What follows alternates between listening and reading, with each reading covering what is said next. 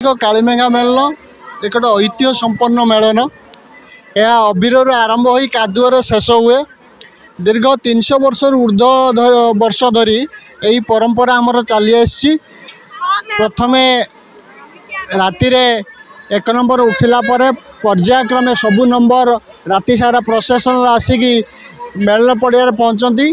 तापर दिन ठीक 5 साढ़े 5 पर दधिवान कादुओ खेली खेली आसला 6टा बेले यही ऐतिह्य संपूर्ण मेलन भांगे और समस्त ठाकुर बाड़िया सेवक से घर को फेरी जाती। यह केतक ठाकुर बाड़िया मेलन प्रतिष्ठित होता कालक्रमे आम अंचल 3 अंचल किसी आउ कि ठाकुर सामिल है आस्ते आस्ते मेलन माने वृद्धि पाला।